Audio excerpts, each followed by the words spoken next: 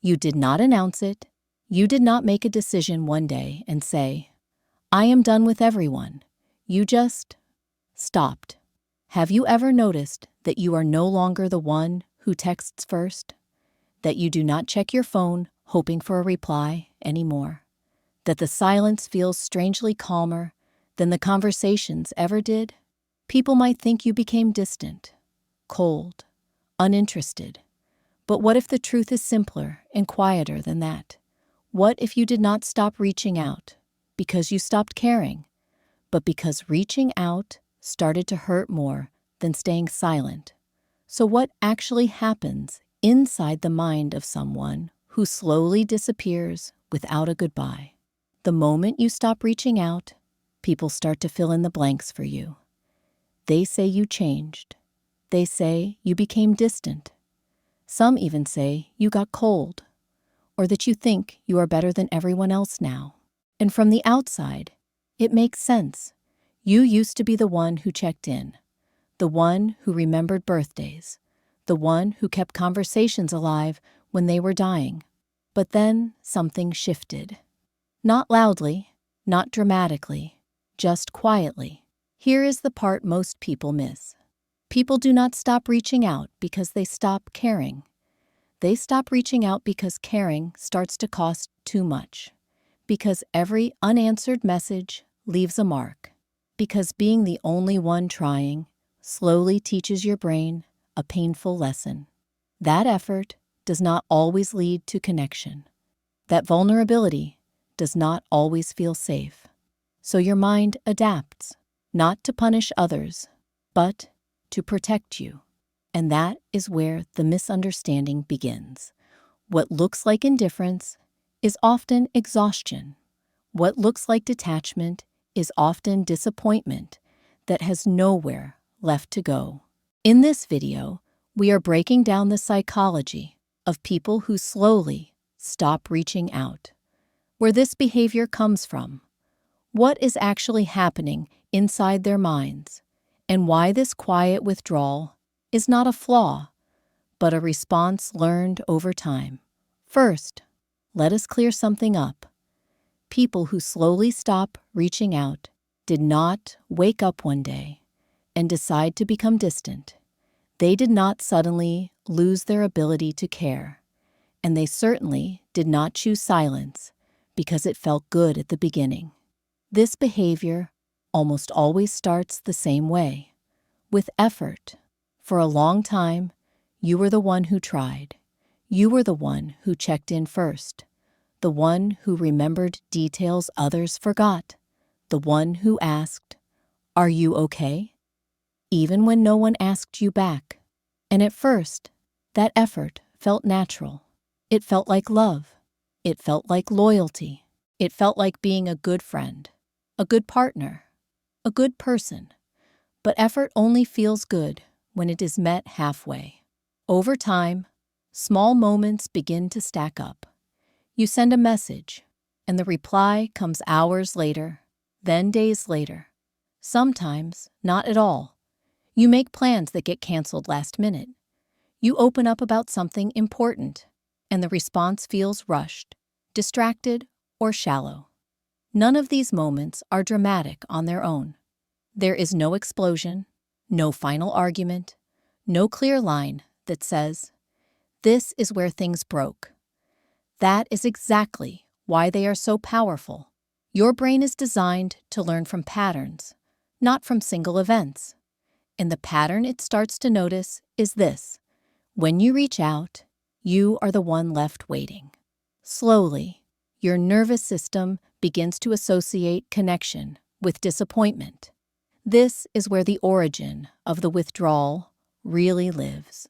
For many people, this pattern starts early in life. Maybe you grew up in an environment where emotional needs were minimized, where you learned that asking for attention meant being too sensitive, where love was inconsistent, conditional, or quietly withdrawn. So you adapted. You became attentive. You became accommodating. You became the one who gives first, just to feel close. And that strategy worked for a while. until it did not, because eventually, giving without receiving does something to a person. It creates an imbalance. An imbalance, over time, creates exhaustion. There is a specific kind of tiredness that comes from always being the initiator. It is not physical. It is emotional. It is the tiredness of wondering if anyone would notice if you stopped. The tiredness of asking yourself whether your presence is wanted or merely tolerated. The tiredness of constantly translating silence into excuses so you do not feel rejected. And then one day, something small happens. You hesitate before sending a message. Your fingers hover over the screen, and instead of pushing through, you pause, not because you are angry, but because your body remembers what your mind keeps trying to forget, that reaching out has hurt before. This is an important moment psychologically, because what happens next is not conscious rebellion. It is self-preservation. Your brain begins to reduce exposure to emotional risk. It starts pulling you back the same way it would pull your hand away from a hot surface. And so, you send fewer messages. You make fewer calls. You wait to see if anyone else will initiate. At first, this feels strange, even wrong. You might feel guilty. You might feel selfish. You might tell yourself you are overreacting. But there is also relief. Relief from anticipation. Relief from disappointment. Relief from constantly measuring your value by someone else's response time. This relief reinforces the behavior. And slowly, without realizing it, you teach yourself a new rule. If reaching out hurts, do it less. If silence feels safer, choose silence. This is not apathy. This is learning. The mistake people make is assuming that silence means absence of feeling. But in reality, silence often means the feeling was too strong, too long, and too unsupported. People who stop reaching out are often deeply relational. They notice tone shifts. They feel distance before it is spoken. They absorb emotional cues others miss. That sensitivity is not a weakness, but without reciprocity, it becomes heavy. So the withdrawal begins not as rejection of others, but as an attempt to stay emotionally intact. You did not disappear because you stopped caring. You disappeared because caring became something you had to survive. And this context matters, because without understanding where this behavior comes from, it is easy to label it as coldness, as avoidance, as indifference. But when you trace it back far enough, it almost always leads to the same place. A person who tried for a long time and eventually learned that trying came at a cost they could no longer afford. Now, here is where things get complicated. Because even after you stop reaching out, you do not stop caring. That is the part most people never see. On the outside, it looks like distance, but on the inside, there is still attention, still awareness, still emotion. You still notice when someone seems off. You still remember things they said weeks ago. You still feel the urge to check in. But now, something else steps in first. Hesitation. You pick up your phone. You open the message thread. You type a few words, and then you stop. Not because you do not know what to say, but because your body reacts before your thoughts do. There is a slight tightness in your chest, a pause, a quiet calculation. Is it worth it? This is not overthinking. This is conditioning. Your brain has learned a pattern. Initiating connection has often led to disappointment, imbalance, or silence. So now, before you act, your nervous system scans for danger. Psychologically, this is a protective response. When humans experience repeated emotional letdowns without resolution, the brain shifts strategy. Instead of chasing closeness, it prioritizes predictability. Instead of seeking connection, it seeks control. And silence, offers control. Silence means no waiting, no interpreting tone, no wondering if you said too much, no watching the typing bubble disappear. This is why many people who stop reaching out describe an odd mix of emotions. There is loneliness, but there is also relief. There is longing, but there is also calm. You might miss people deeply, yet feel strangely lighter without the constant emotional effort. This creates an internal contradiction that is hard to explain to anyone who has not lived it. You are not detached. You are guarded. Another important layer here is expectation. When you were the one who always reached out, you carried hope with you every time. Hope that this time would be different, that the energy would be returned, that the connection would feel mutual. Over time, hope becomes heavy. So your mind lowers expectations as a survival strategy. If you do not reach out, you do not expect anything. And if you do not expect anything, you cannot be disappointed. This is why people often say, "I am fine on my own," even when part of them is not. Because being alone feels safer than being hopeful. There is also guilt woven into this psychology. You might feel like you are failing people, like you are not showing up enough, like you are becoming someone colder than you used to be. You replay moments in your head. I should have texted back. I should check in. They might think I do not care. But guilt does not override self-protection, because your mind has already made a quiet decision. It would rather be misunderstood than emotionally exposed again. Another subtle aspect of this state is hyper-awareness. People who stop reaching out often become extremely sensitive to signals of interest or disinterest.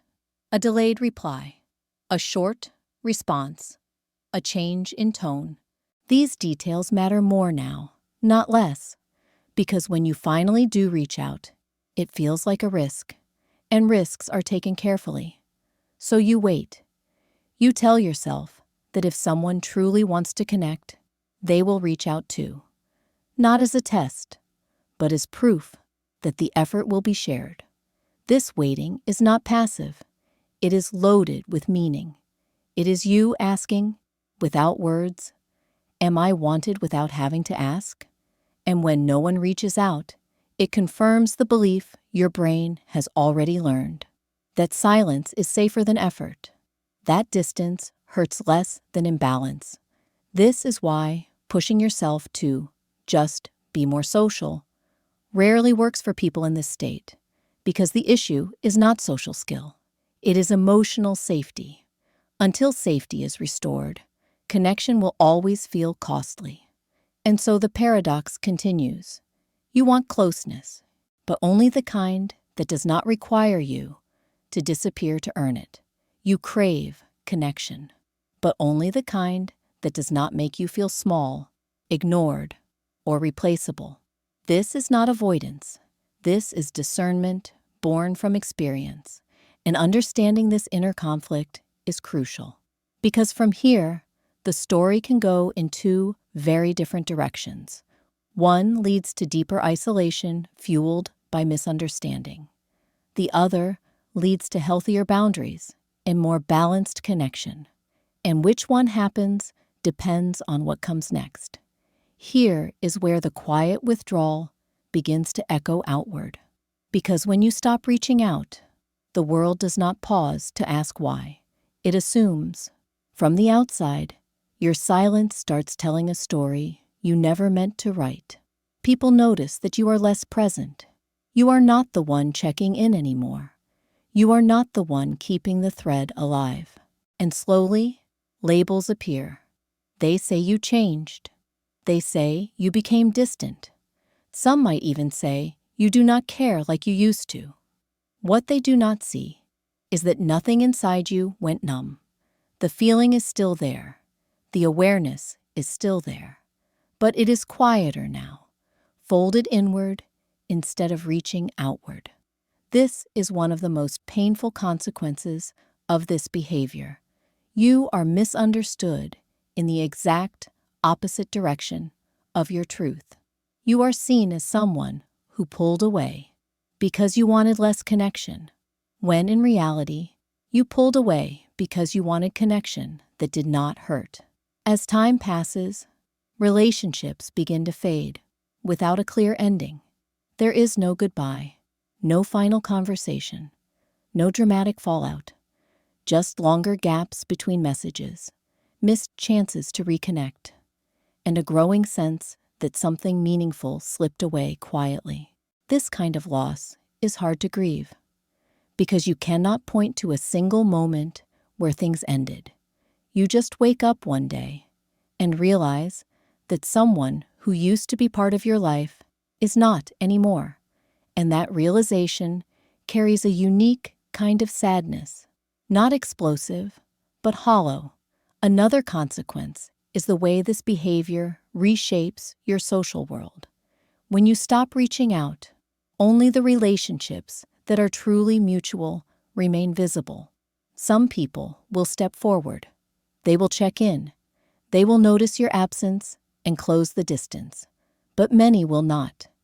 And that realization can feel brutal because it forces you to confront a question you have avoided for a long time. How many of your connections existed because you were the one holding them together? This awareness can deepen the withdrawal if it is not understood properly.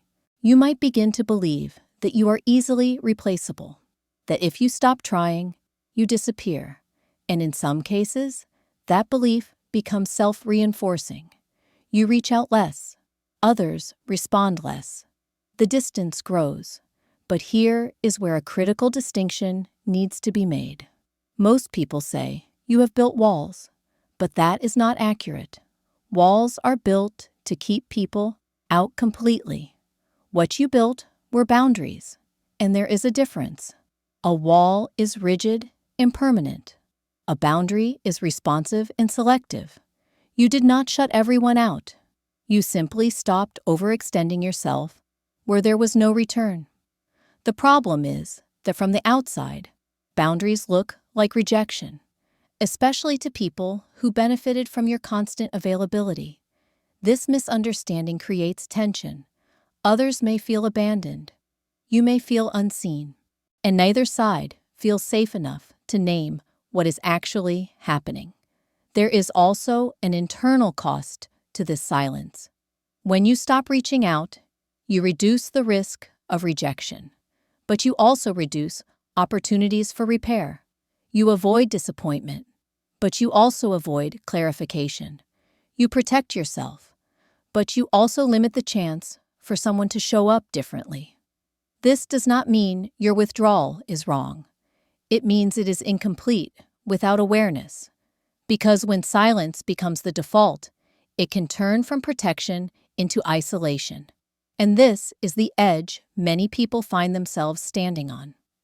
Not lonely enough to reach out blindly, not connected enough to feel secure, just suspended, quietly functioning, quietly detached, quietly carrying stories no one hears. This is why the consequences of stopping reaching out are rarely dramatic. They are subtle, they unfold over time, and they shape the way you see yourself and others. If left unexamined, this pattern can shrink your world. But if understood correctly, it can also become the foundation for something healthier. Because the goal was never to disappear. The goal was to stop bleeding in places where no one noticed. And that distinction matters more than most people realize. Here is the part most people get wrong. Healing does not mean forcing yourself to become the person you used to be. It does not mean going back to initiating every conversation. It does not mean explaining yourself to everyone. And it does not mean reopening doors that drained you just to prove that you are still nice. Real adjustment starts somewhere quieter, with awareness. The first shift is understanding that your withdrawal was not a failure of character. It was information. Your mind was telling you something important. That some connections required you to shrink. That some effort came at the cost of your emotional safety. Once you see that, the goal changes. It is no longer about reaching out more. It is about reaching out differently. Instead of asking, "Why am I like this?" the better question becomes, "Where do I feel safe enough to show up?" This is where balance begins. Healthy connection does not require you to disappear. And it does not require you to overextend. It exists in the middle. You start noticing how your body reacts before and after interactions. Do you feel grounded after talking to this person? Or do you feel depleted? Do you feel curious and open? Or tense and watchful? These signals matter more than social rules, because your nervous system already knows where balance lives. Another key part of adjustment is letting go of the belief that connection must be equal at all times to be valid. Some relationships ebb and flow naturally. Others become one-sided. The difference is whether imbalance is temporary or structural. Balance does not mean keeping score.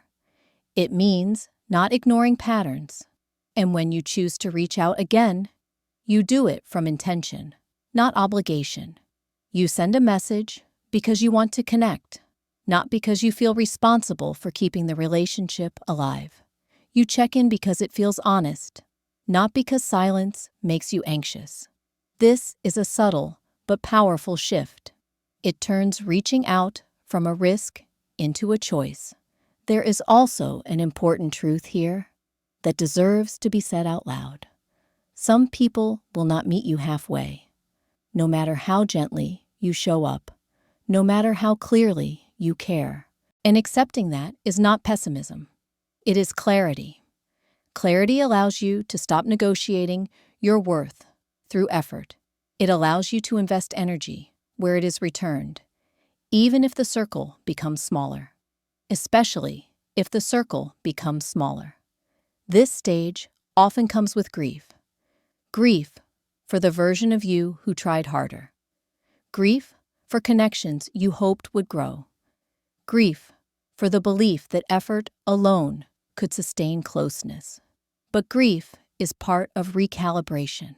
On the other side of it is a quieter confidence, the kind that does not chase, the kind that does not disappear either. Just because you stopped reaching out does not mean you are meant to stay silent forever.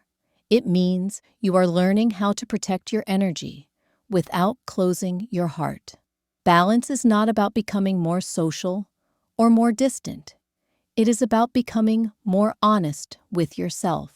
And from that place, connection stops feeling like something you survive. It starts feeling like something you choose. If you recognize yourself in this story, there is something important you need to hear. You are not cold. You are not distant. And you did not lose your ability to care. You learned how to protect yourself. You learned that constantly reaching out without being met does something to the heart. That always being the one who tries slowly teaches you to retreat, not because you stopped loving, but because loving became unsafe. So you adapted. You chose silence over disappointment, boundaries over burnout, distance over constant emotional negotiation. That does not make you broken. It makes you aware. You are not someone who gave up on connection. You are someone who got tired of carrying it alone. And maybe the hardest part of this journey is accepting that not everyone will understand your silence. Some people will misread it. Some will walk away without ever asking why. But that does not mean your experience is invalid. It means you outgrew a pattern that required you to disappear in order to belong. There is nothing wrong with wanting connection that feels mutual. There is nothing selfish about choosing relationships that do not drain you. And there is nothing weak about stepping back when your nervous system asks for rest. You did not stop reaching out because you stopped caring. You stopped because you cared for too long without feeling held. And learning that difference is not the end of connection. It is the beginning of healthier ones. If this video felt uncomfortably familiar, you are not alone. Many people carry this silence quietly, never realizing there is a reason behind it. So if you have ever found yourself pulling back, not out of anger, but out of exhaustion, I would love to hear your experience. Have you stopped reaching out too? And if so, what made you step back? You can share your story in the comments. Sometimes naming it is the first step toward understanding it. And if you want more videos that break down the psychology behind the things you never learned how to explain about yourself, consider subscribing. The next story might feel even closer than this one.